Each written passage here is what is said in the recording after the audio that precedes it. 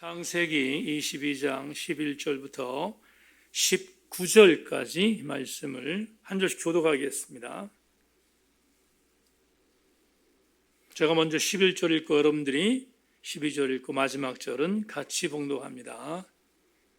제가 11절 읽겠습니다. 여호와의 사자가 하늘에서부터 그를 불러 이르시되 아브라함아 아브라함아 하시는지라. 아브라함이 이르되 내가 여기 있나이다 하매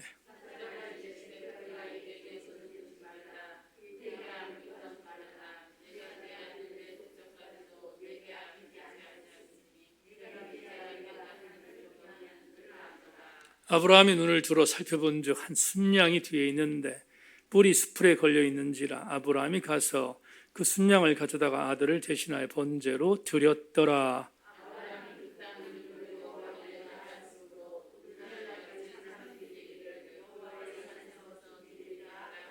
여호와의 사자가 하늘에서부터 두 번째 아브라함을 불러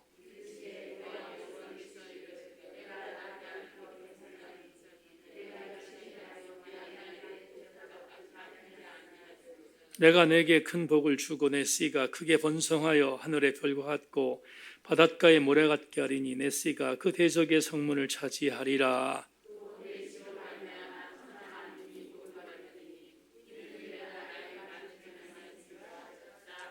같이 합니다. 이에 아브라함이 그의 종들에게 돌아가서 함께 떠나 브엘사바에 이르러 거기 거주하였더라. 아멘. 오늘 여호와 일에 대한 말씀을 제가 한번 복습하고 곱씹을 생각으로 있었는데 여호와 일의 말씀보다 더 중요한 메시지가 있어서 오늘 제목을 바꿨습니다. 오늘 창세기 78번째 강의의 제목으로 여러분과 함께 나눌 말씀의 제목은 지금 보이는 것처럼 사라진 이삭 그러나 이런 제목을 갖고 말씀의 은혜를 나누겠습니다. 여러분 은혜 받고 돌아가시기를 소망합니다. 그 유명한 14절 말씀을 같이 한번 보겠습니다. 우리가 너무 유명하게 함께 나누는 말씀이니까 이 말씀 함께 읽겠습니다. 준비 시작. 아브라함이 그 땅 이름을 여호와 이레라 하였으므로 오늘날까지 사람들이 이르기를 여호와의 산에서 준비되리라 하더라. 다 같이 아멘.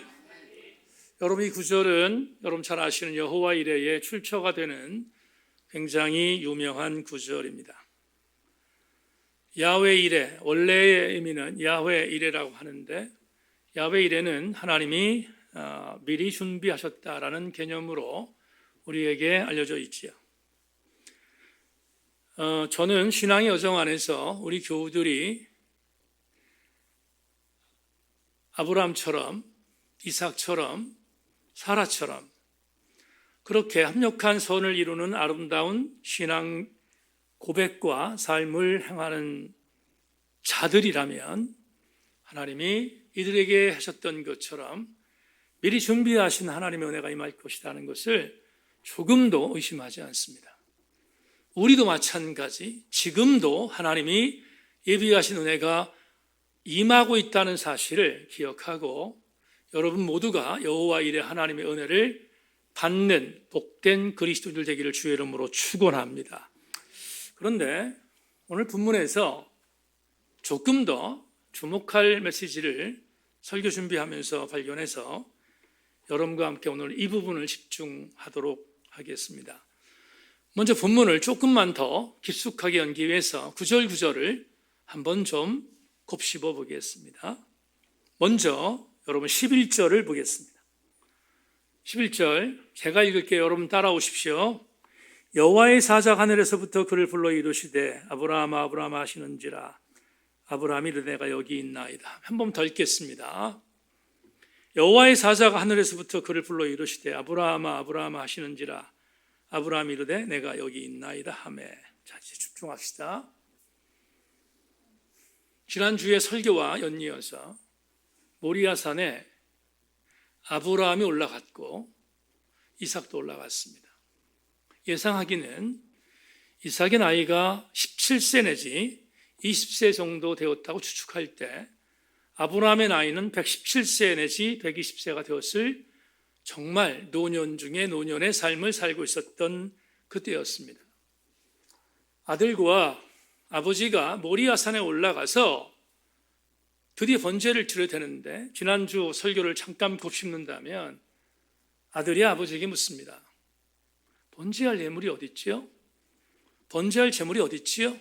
가슴이 찢어지는 질문을 던졌을 때 아버지 아브라함이 하나님이 준비하셨을 거야 하는 애둘름으로 번제에 대한 아들 바침에 대한 부분들을 사겼습니다. 그런데 아버지가 아들을 묶습니다. 지난주에 아케다 얘기했죠? 묶었습니다. 놀라운 사실은 완강하게 완력으로 거부할 수 있었던 아들이었지만 거부하지 않았다고 했습니다. 순종했다고 했습니다. 묶였습니다. 제단 위에 이삭이 올라갔습니다.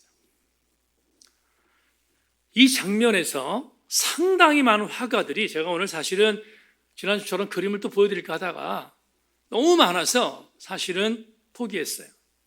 이 장면을 중세 화가들이 그린 그림들이 굉장히 많습니다.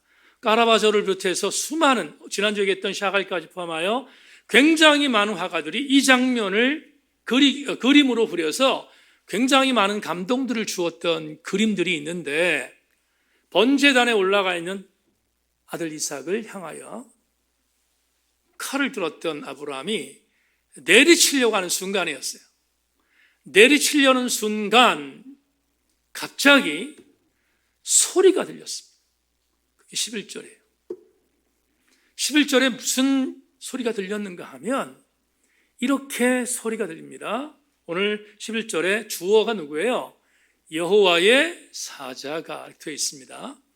그런데 좀 이따 설명할게요. 여호와의 사자가 하늘에서부터 아브라함을 부르는데 두 번에 걸쳐서 이름을 부릅니다. 아브라함아, 아브라함아. 그러자 아브라함이 내가 여기 있습니다 라고 대답하죠. 보통 구약 성경의 기법에 의하면 이름을 두 번 부르는 경우는 굉장히 급할 때입니다. 대단히 시급할 때 이름을 두 번 부르는 것이 히브리 사람들의 기법 중에 하나인데, 얼마나 급했으면 아브라함의 이름을 두 번 불렀을까요? 본문에 나오죠? 11절에 나옵니다. 그런데 또 한 가지 주목할 게 있습니다. 뭘 주목해야 되냐면 분명히 주어가 여호와의 사자가 라고 되어 있어요. 그런데 이전까지 이 아브라함의 기사뿐만 아니라 이전까지 지금 우리가 2장을 보잖아요. 근데 21장의 거의 대부분의 하나님의 명칭은 그냥 하나님이었어요. 그걸 히브리 원어를 보면 엘롬이라고 되어 있는데 하나님이라는 이름을 불렀다고요.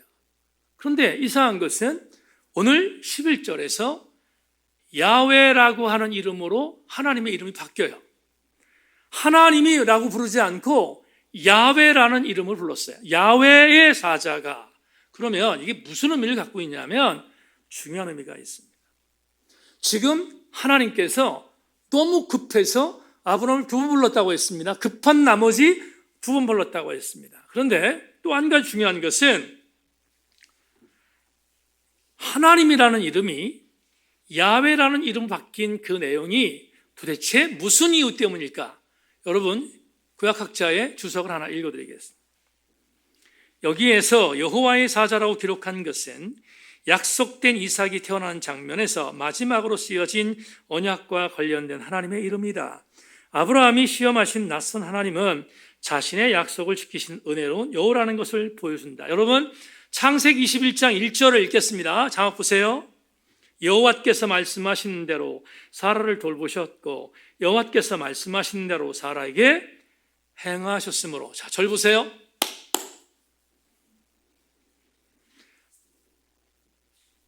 아브라함과 사라에게 오셨던 하나님은 하나님이 아니라 야훼셨어요. 여호와이셨다고. 우리나라 번역 성경에는 여호로 되어 있는데 히브리 원래 설교의 성경은 야훼로 되어 있거든요. 그러면 야훼라는 이름이 어떤 하나님의 이름이라면 아브라함과 사라가 믿지 못하던 그 나이들어 아들을 낳을 것인데, 아들을 낳은 뒤에 내 아들에게 이런 언약을 줄 것이고 이렇게 해서 굉장히 거대한 민족을 이룰 것이다라고 하는 그 언약을 주셨을 때, 언약을 주셨던 하나님의 이름의 명칭은 하나님이라는 단어로 쓰이지 않고 뭐라고 쓰였는가 하면 야훼라고 쓰였거든요. 그런데 야훼라고 쓰였던 하나님이 사라졌어요. 여호와 하나님이라는 이름으로 쓰였던 명칭이 사라지다가 갑자기 오늘 모리아산에서 다시 야훼라는 이름이 등장했어요. 야훼의 사자가라고 되어 있어요. 그러면 오늘 이 조금 전에 읽었던 고든 웨남이라는 학자에 의하면 지금 창세기 저자가 이걸 강조했다는 거예요. 뭘 강조했냐면 모리아산에 올라가서 백세에 낳은 아들 이삭을 죽이려고 칼을 들었다는 거지요. 칼을 들었는데 칼을 들었던 하나님께서 나타나셨어요. 나타나셔서 아브라함을 부르셨다고 했습니다. 근데 아브라함을 부르실 때 하나님이라는 이름을 부르지 않고 야훼라는 이름을 부른 이유는 뭐냐 하면 이전에 이삭을 낳기 전에 내가 너와 너의 낳을 아들을 통하여 큰 민족을 이루게 하겠다고 약속했던 그 야훼 하나님이 오늘 칼을 들고 있는 아브라함에게도 내가 그때 너에게 아들을 줄 거라 약속했던 야훼야. 그런데 그 야훼는 지금 너의 칼을 들고 있는 그 칼을 들고 있는 너를 막고 있는 야훼야 라는 것을 알려주기 위하여 동일하게 야훼라는 이름을 썼다는 거예요. 하나님이라는 이름으로 쓰지 않고 야훼라는 이름을 쓴 이유가 바로 여기 있다는 거예요. 또 한 가지, 여러분 일반적으로 천사라는 이 대상은 어떤 대상이냐면 천사는 유일하게 성경 여러 군데 나옵니다. 하나님이 계신 하늘 처소와 인간이 있는 이 땅 성소를, 이 땅의 지상에 있는 어떤 장소를 자유롭게 왕래할 수 있는 유일한 도구였어요. 하나님이 쓰시는 유일한 도구였다고요. 시공간을 초월할 수 있도록 하나님이 계신 하늘 처소와 인간이 거주하는 영역을 왔다 갔다 할 수 있는 유일한 도구가 천사예요. 그런데 오늘 본문에 보면 11절에서 무슨 사자? 야훼의 사자가 이렇게 되어 있잖아요. 지금 아브라함아 불렀던 주어가 누군가 하면 야훼 하나님의 사자라고 분명히 성경이 말하고 있어요. 그러면 왜 야훼 하나님의 사자라는 단어가 주어로 나왔는지, 이것도 여러분 제가 한 구절을 해석한 구절을 설명하겠습니다. 대체적으로 하나님의 천사들은 하나님의 나라와 지상을 자유롭게 왕래하는 존재로 성경은 묘사한다. 하지만 11절에서 하나님의 사자라고 표현하지 않고 야훼의 사자라고 표현한 이유는 손을 대지 말라는 천사 입을 통해 전해지고 있는 11절의 명령이 단순히 아브라함이 있었던 모리아산에서 천사에게 대언한 외침이 아니라 하늘 거처에 존재하신 야훼께서 너무 급해 직접 그곳에서 아브라함을 다급하게 불러 금지 명령을 내리신 것임을 창세기 기자가 독자들에게 제공하고 싶었기 때문이다. 제가 쉽게 설명하겠습니다. 주어는 야훼의 사자였지만 야훼의 사자는 원래로 따지면 모리아 산에 와서 야훼 사자가 아브라함아 불렀다면 모리아 산에 와서 칼을 들고는 아브라함을 막았어야 정상인데, 지금 야훼 사자가라는 야훼라는 이름으로 바뀐 이유가 뭐냐 하면 이런 뜻이라는 거예요. 하나님 너무 급해서 천사를 보내지 않고 하늘 처소에서 야훼의 천사들이 행했던 이 땅에 와서 직언했고 이 땅에 와서 뭔가를 이야기했던 그 일을 설명하기 위하여 하나님께서 직접 하늘 처소에서 너무 급한 나머지 모리아산에서 칼을 들고는 아브라함에게 말을 했는데 그 말한 것을 직접적으로 말했다는 것을 강조하기 위해서 야훼의 사자라는 이름을 썼다는 거예요. 여러분, 뭐가 보이냐면 이게 보여요. 분명한 사실은 하나님이 모리아산에서 칼을 들고 있는 아브라함에게 너무 놀랐다는 거예요. 그리고 너무 놀라서 진짜로 칼로 칠 걸라고 예상까지 하지 않았던 하나님께서는 너무 놀라서 너무 급해서 하늘 처소에서 원래 순서로 따지면 천사를 보내서 천사에게 아브라함아 칼로 치지 마라라고 말해야 되는데 그럴 시간이 없었다는 거예요. 그런 시간이 없어서 하나님께서 야훼 천사가 말했던 그 말을 직접 하늘 처소에서 다급하게 아브라함에게 전했다는 의미가 오늘 11절에 있어요. 그러면 우리는 이런 걸 전제할 때 12절이 은혜가 됩니다. 12절로 갈까요? 12절 봅시다. 사자가 이르시되 그 아이에게 내 손을 대지 말라. 그에게 아무 일도 하지 말라. 내가 내 아들 내 독자까지도 내게 아끼지 아니하였으니 내가 이제야 내가 하나님을 경외하는 줄을 아노라. 여러분, 여기서 놀라운 사실이 하나 발견되는데요. 이런 거예요. 여러분, 이단 아들은 이단 종파나 아니면 삐딱한 선을 근 사람들은 이것 갖고 트집 잡아요. 어떤 걸? 하나님도 아들 독자를 칼로 칠 정도로 아브라함이 그렇게 진짜로 순종할 줄을 알지 못했네? 오늘 여기 10절 말씀 보면 이 말씀이 나오잖아요. 내가 이제야 네가 하나님을 경외한 줄 알았다. 이 말은 하나님도 몰랐다는 것으로 해석할 수 있는 것처럼 보인다 이 말이에요. 그런데 여러분, 반대를 위한 반대가 아니라 하나님의 전지성에서 시비 거는 시비에 대한 부분이 아니라 이 구절은 그렇게 해석하는 게 아니에요. 하나님이 전지성에 있어서 부족한 존재라고 해석하는 것이 아니라 이 제목이야말로 하나님이 너무 놀랬다는 거예요, 지금. 너무 놀랬다는 거예요. 하나님이 몰라서가 아니라 아브라함의 순종함에 대하여 지금 하나님께서 경탄하고 있다는 거예요. 그 내용을 본문에서 12절에서 우리에게 제시하기 위해 창세기 기자가 이렇게 표현했어요.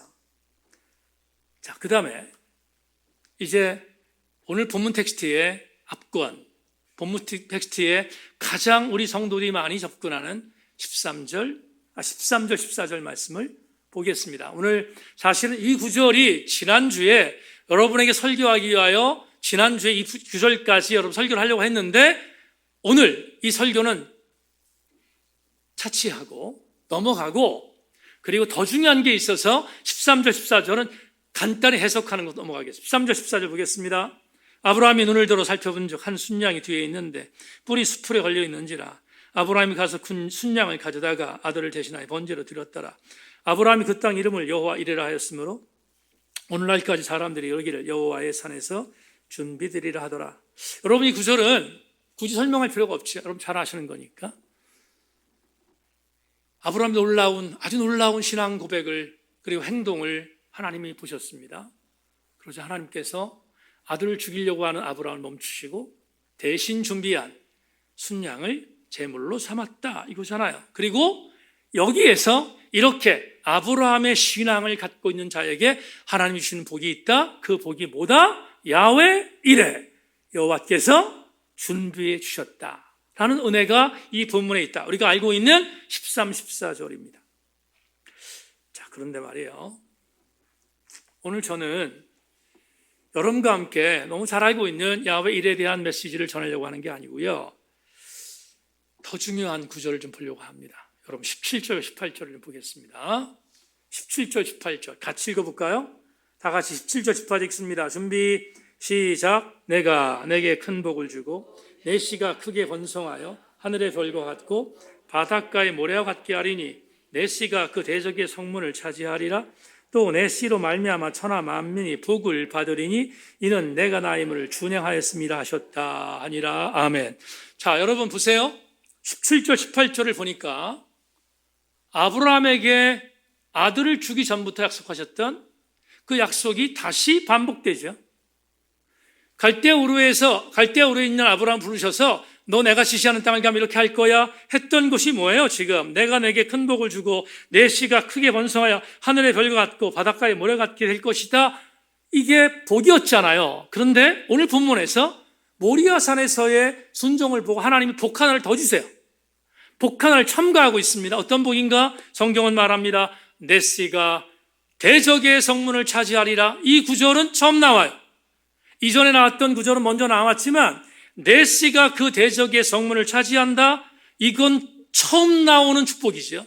처음 나오는 축복을 일반적으로 학자들은 뭐라고 말하는가 하면 아브라함의 후손들이 열방과의 싸움에서 이길 것을 예견하시고 그리고 그 복을 줄 것이라고 약속을 하나 첨가했다는 것입니다. 그러니까 이 정도는 아브라함과 같은 믿음을 갖고 있는 자에게 주신 하나님의 복이라는 사실에 대하여 조금 더 의심의 여지가 없습니다.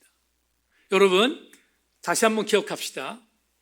하나님의 선한 뜻대로 순종하는 자에게 하나님은 야훼 일의 복을 주시는 줄로 믿고, 더불어 우리들이 어떠한 환경과 어려움이 있다 할지라도 열방에서 대적과의 싸움에서 지지 않도록 만드신다는 하나님의 은혜가 또 하나 있다는 사실을 대하여 여러분 모두가 아멘하기를 주의 이름으로 축원합니다.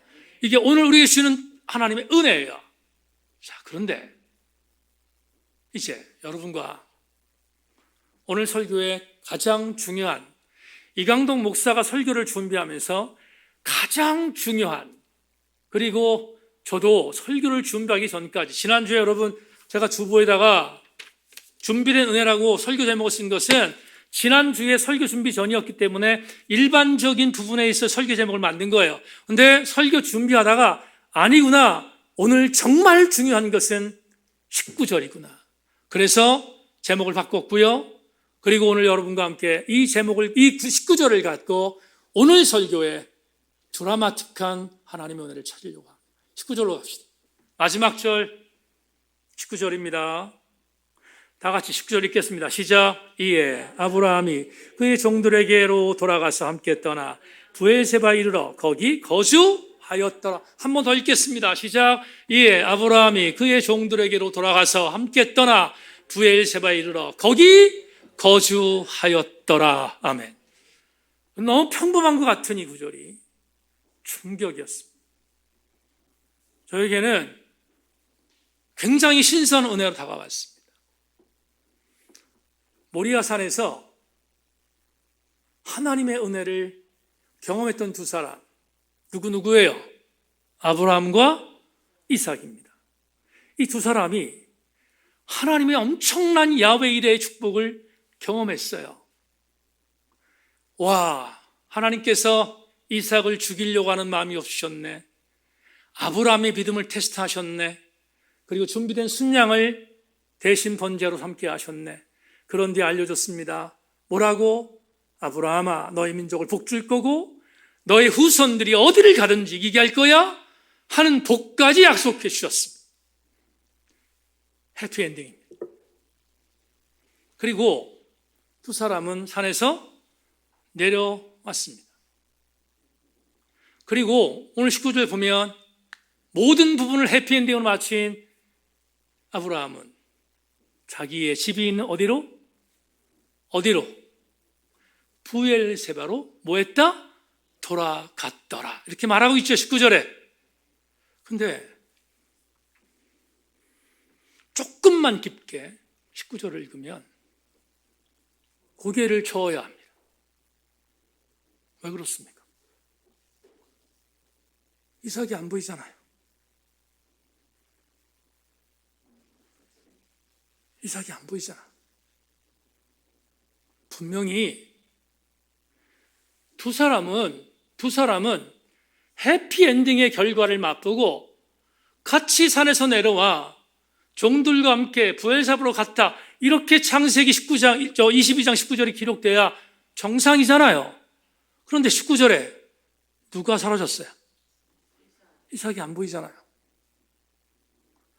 어떻게 해석해야 되죠? 여러분, 유대인들은 예수 그리스도를 믿습니까? 안 믿습니까? 유대인들은 예수 그리스도를 안 믿습니다. 안 믿어요. 그래서 유대인들의 경전이, 창세기가 유대인의 경전이잖아요. 창세기는 여러분 모세 오경이기 때문에 유대인들이 정말로 간절하게 믿는 경전 중의 경전이에요. 창세기를 믿는데 이 구절을 갖고 교묘하게 틀었어요. 어떻게 틀었는가? 유대인들의 유대인들의 해석입니다. 유대인들의 해석은 이렇게 틉니다. 모리아산에서 아브라함이 번제를 순양으로 번제를 대신 드릴 수 있는 것 하나님이 준비했음에도 불구하고 아브라함이 이삭을 죽였다는 거예요. 아브라함이 이삭을 죽여서 그래서 죽인 뒤에 번제로 드렸다는 거예요. 여러분 믿으면 안 돼요. 유대인들의 해석이니까 왜 그랬는가? 여러분 유대인들 얼마나 머리가 좋은 사람들인지 아세요? 그들은 예수 그리스도를 믿지 않아. 예수 그리스도를 믿지 않았던 그들은 유대인들이 이 창세기가 편집된 글이라고 하는 걸 전제할 때 그들은 이걸 알았던 거예요. 예수 그리스도가 부활의 유일한 구주라는 사실에 대하여 유대인들은 인정하고 싶지 않았어요. 인정하고 싶지 않았다고. 그래서 이렇게 믿었어요. 아브라함이 이삭을 죽였는데 하나님께서 이삭도 다시 살렸다는 거예요.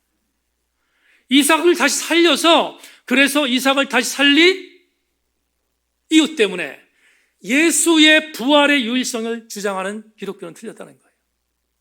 여러분 절대로 믿으면 안 되는 거예요. 유대인들의 해석입니다.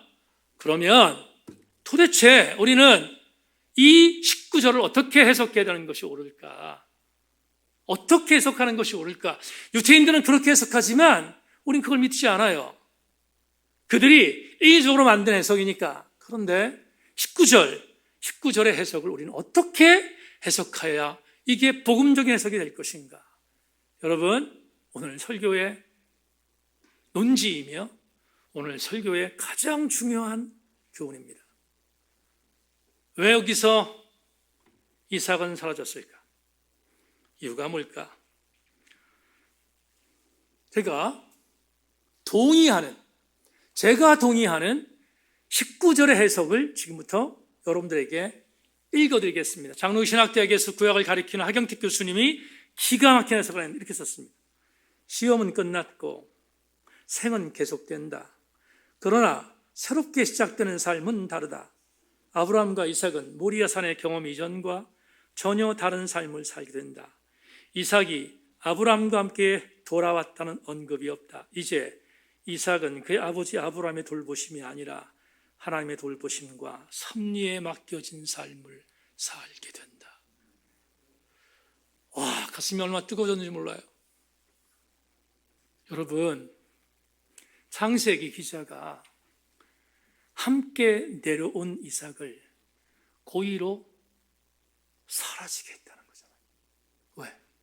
이제부터 모리아산의 엄청난 하나님과의 엔카운터를 경험했던 이삭의 주군은 아브라함이 아니라 하나님으로 바뀌었다는 거예요. 여러분, 우리는 19절 해석을 통해서 저는 이 하경택 교수님의 이 해석을 들으면서 정말로 감동받았어요. 그렇구나. 의도적이었구나. 여러분, 모리아산에서 야훼 이레 하나님의 은혜를 받은 두 사람은 내려왔어요. 같이 내려왔고 두 사람이 같이 브엘세바에 있는 집으로 돌아간 것도 맞아요. 그러나 창세기 기자는 일부러 이 부분에서 이삭을 아브라함의 후계를 잇는 믿음의 조상의 이대 조상으로 만들기 위하여 이삭을 믿음의 아름다운 후계자로 인정하기 위하여 여기에서 이삭을 고의적으로 사라지게 했다는 거예요. 왜 사라지게 했는가? 그러면 이삭이 존중받는가? 그렇습니다. 이삭은 사라졌지만 사라진 이유가 이것입니다. 그동안 이삭이 믿었던 사람은 아브라함이었어요.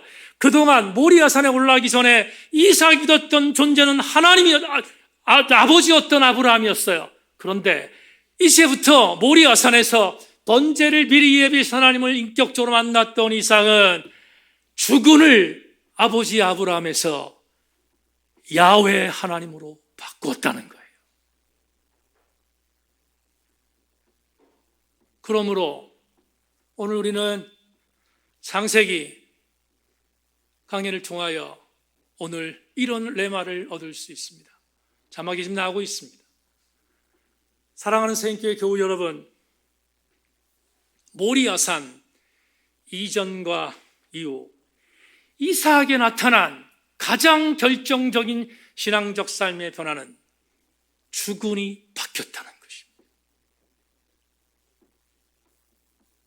모리아 산 이전의 이삭은 아버지를 따라다녔습니다. 아버지를 의지했습니다. 그러나 모리아 산 이후에 하나님과의 영적인 엔카운터를 경험했던 이삭은 드디어 그를 하나님의 사람으로 인정한 야훼 하나님을 주군으로 바꾼 것입니다. 이 구절과 아브라함은 일맥상통합니다. 여러분 기억나십니까? 아브라함과 조카 롯은 같이 살았습니다.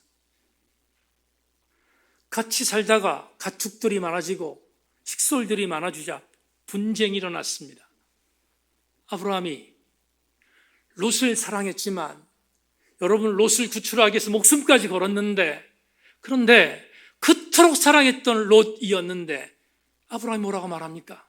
조카야, 헤어질 때가 왔구나. 헤어지자.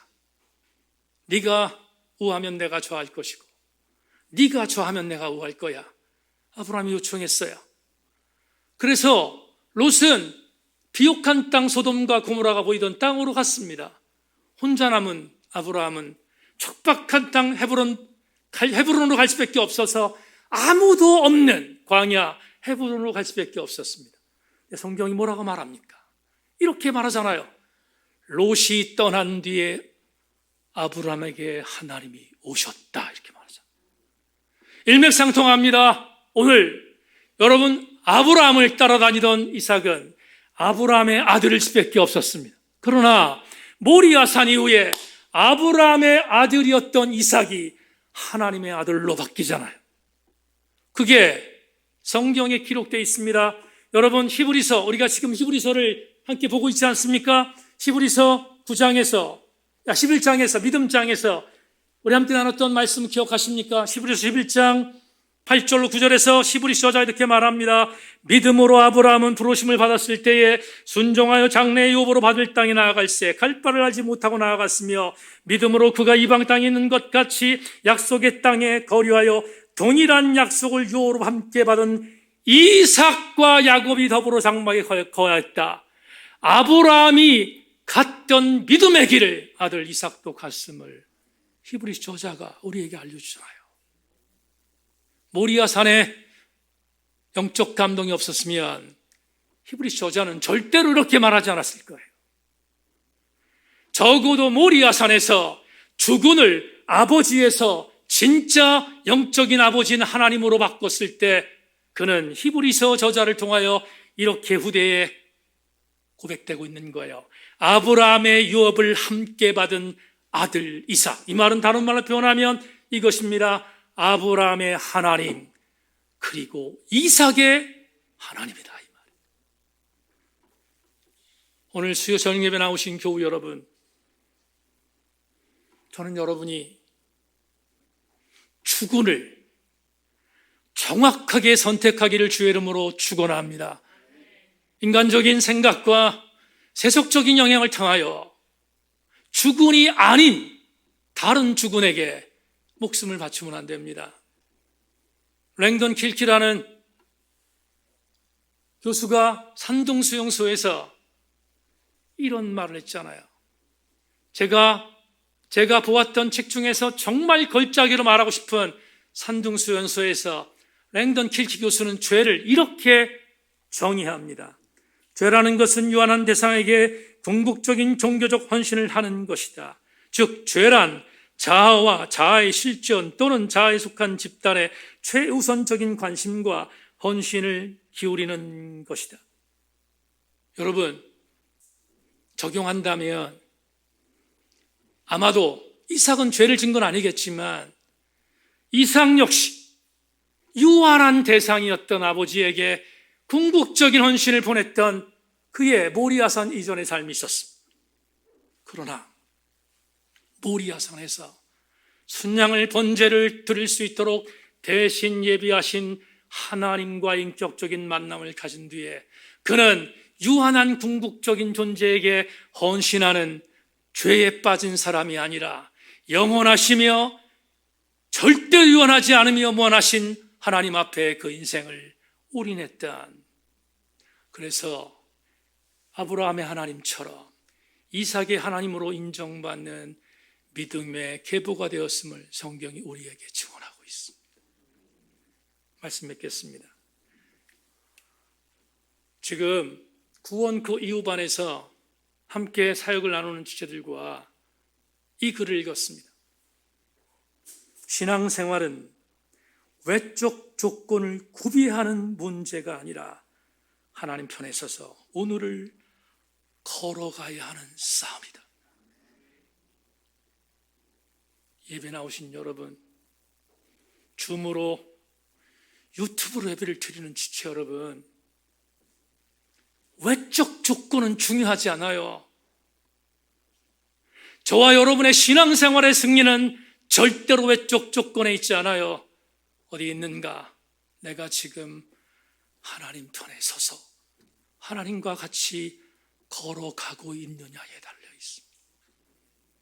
모쪼록 우리 세인교회 성도들은 여러분의 현장이 날마다 모리아 산이 되기를 바라지만 그냥 모리아 산이 아닌 여러분의 삶 현장이 모리아 산이라면 그 모리아 산에서 나를 대신하여 번제를 예비하신 하나님을 날마다 만남으로 그 하나님과의 만남을 통하여 하산하는, 그리하여 승리하는 우리 세인교회 성도들 다 되기를 주님의 이름으로 축원합니다.